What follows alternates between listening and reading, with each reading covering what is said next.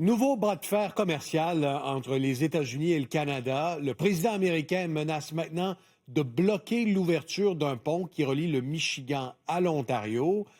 Étienne Malouin a les détails pour nous. Étienne, c'est une infrastructure névralgique pour les échanges commerciaux entre les deux pays. Infrastructure cruciale, Pierre-Olivier, c'est le pont Gordie Howe qui doit ouvrir dans quelques semaines, quelques mois, et Donald Trump menace de bloquer sa mise en opération.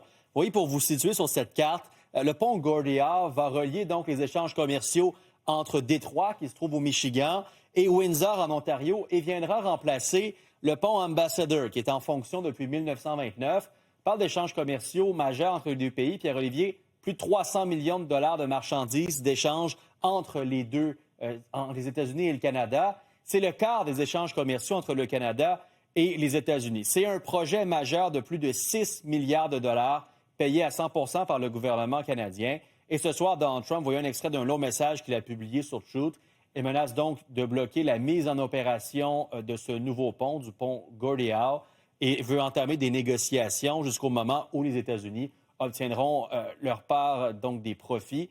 Réaction ce soir du point de vue américain, la sénatrice du Michigan qui explique que le pont Gordie Howe est un projet d'infrastructure extrêmement important pour le Michigan et que cette menace de tarifaire proférée par Donald Trump ne fait que saboter et c'est catastrophique pour l'économie, pour l'État du Michigan. Bon, Étienne, dans la même publication, Trump s'en prend encore une fois aux relations commerciales entre le Canada et la Chine et revient en disant que le hockey serait peut-être menacé au Canada. Oui, un lien particulier de Donald Trump entre ces accords commerciaux entre Pékin et le Canada et le hockey. Voyez un autre extrait qu'on vous a sorti de cette publication ce soir. Donald Trump revient donc à la charge avec ces accords commerciaux entre Mark Carney et la Chine en disant que la Chine allait dévorer le Canada tout cru. Et l'une des premières choses que ferait la Chine, ferait Pékin, toujours selon Donald Trump, serait de mettre fin à l'ensemble des compétitions de hockey sur glace au Canada.